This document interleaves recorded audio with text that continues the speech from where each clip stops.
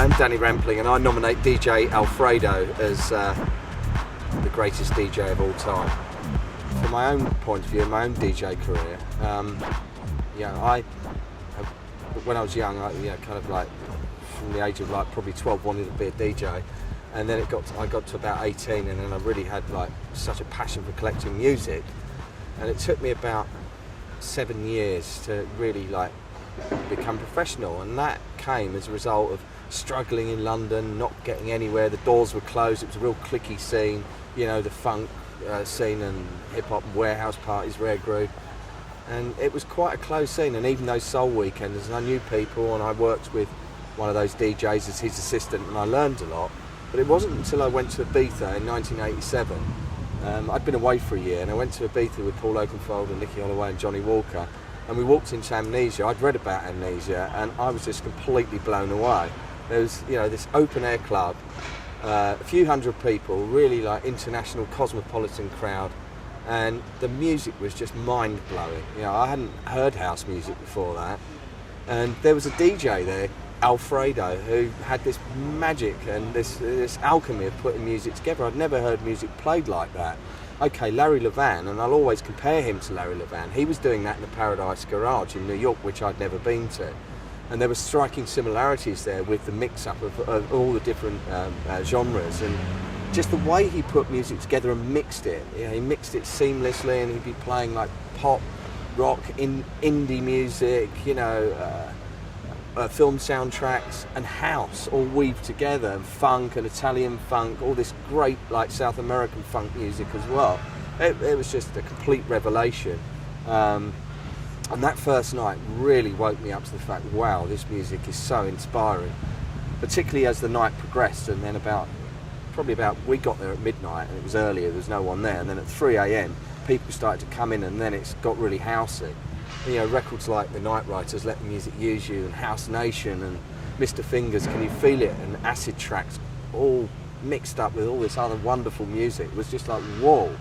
This is and at the end of that night in particular, the first night, he ended with U2. I still haven't found what I'm looking for, and I'll always tell this story because that night for me was my turning point. It was like, U2 may not have found what they were looking for, but I found something here so great and life-changing that the inspiration of that night, all of us were greatly inspired, and we came back to England, transported a bit of that magic and created our clubs. I created Tune, Nicky created The Trip, and Paul Oakenfold, he created Future, and then Spectrum and Land of Oz.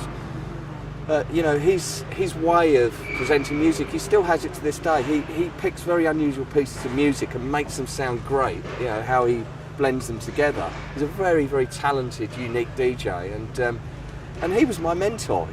I was so inspired by him, and I used to kind of listen to that music and get the tapes of what were floating around in Ibiza at the time, and come back into London and go to the record shops. Have you got this track? No, we haven't got a clue what it is.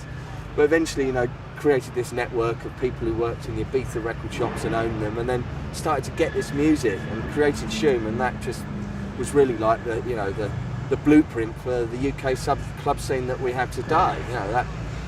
That developed into the rave scene with people that came there. They went off and started big raves, but all of that was inspired by DJ Alfredo and the music he played in Ibiza, and I'm eternally grateful for being in that club and wanting to go there at that time. The synchronicity of it was just magical, and I'm just really filled with gratitude and blessed that I was there, got inspired by Alfredo, came back to London, and then carved out a great DJ career for myself, created Club Night, and have been doing gigs around the world for the best part of 20 years. I absolutely love the music, and I'll never ever forget those early days of being in that club. It's so far removed from the club scene we know today. Of course the feeling is very different. The core essence of it, of just presenting music to people and enriching their lives, and that's what Alfredo demonstrated. And I copied that. I was so inspired. It was like, I want to copy these mixes. And it taught me how to DJ. It taught me how to play house music by listening to those tapes and going to the club. And there was another occasion when French Kiss came out, and he was the only DJ with a copy with him. And the club was packed then. I think, what was it? Probably 89, I think, and 88, 89. Club was packed, and all the Brits had heard about it because we came back to London and everyone was talking about it, and that was a seminal moment in clubbing history when he dropped that about 4 in the morning, 4:30 in the morning. It was getting light off an acetate. The place went absolutely crazy. What is this piece of music? And then he was playing all this like Brazilian music and like, you know, kind of this South American stuff. It's like, whoa. And Adamski actually played there that night, and it was just, oh God, I think that's one of the best club nights I've ever experienced in the open air. So, you know, DJ Alfredo, the greatest DJ for me, he is, because he gave me the inspiration and the opportunity to become the DJ that I am, and, you know, I'll never forget that, and, you know, I think he deserves the crown of the greatest DJ, and Ibiza wouldn't be the place it is today without him either. You know, really, he was the core driver in the whole Ibiza scene that inspired us and countless other DJs to keep going back there and creating a whole core scene came out of that club and that DJ, really. There was lots of other DJs there, but he was the catalyst, really, that really kind of projected that, which created the scene here in London and then snowballed worldwide, really. America was doing it as well with the garage in a very different arena.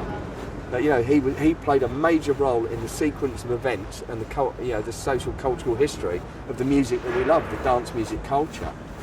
You know, he's a complete icon, a legend, and a brilliant DJ. So I give thanks to DJ Alfredo. He wears the crown, the king of Ibiza.